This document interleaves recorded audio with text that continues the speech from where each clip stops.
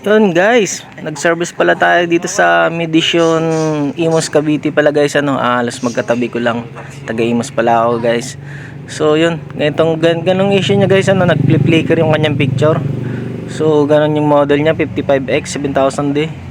Yun guys, binahayan pala siya ng langgam. Kaya pala sabi ng may-ari nag-flicker na raw nung nagbabago-bago na raw yung kulay, nagpupula, nagi-green. Yun guys, bawat gawa kasi natin, iniimbestigahan natin kung ano talaga yung nagiging sira. So yun, naging cause yun, nilanggam. So yun, buti lang mga sir, may nakuha tayong magandang signal pa kasi left and right yan mga sir yung kanya signal. So yun, nakuha na, meron pang siyang buhay na good signal sa left. So malaking chance na magagawa pa natin. So yun nga mga sir, napakaswerte pa ng TV na to at hindi pa malala yung sira. Hindi katulad ng ibang TV na check up ko, grabe, left and right na yung sira, may bar lines na lahat. So hindi na natin magagawa yung mga sir, bali panel issues na talaga yun.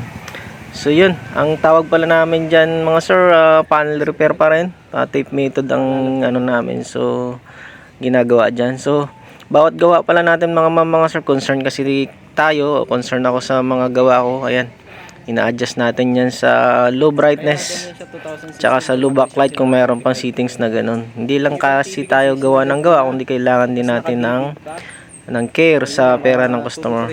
Ang tawag ko dyan is sharing is caring. Kailangan kasi ma-prevent din para tumagal ang kanilang TV, tumagal yung lifespan ng backlight kasi pagka sobrang liwanag. Actually guys, 2016 pa yung kanilang TV kasi yun nga, naka 35% lang almost. So maganda yung pagkaka-settings, kaya tagal din na bago nasira. Pero sa init ng panahon, yun, nagpi-flicker na siya. Ganun yung naging issue na pinasok ng langgam. So yun guys, gusto pa magpapagawa po, taga Imus Cavite po ako, pero nag-service po ako ng Calabarzon, Manila and Rizal. Ayan, maraming salamat po sa panonood. God bless us.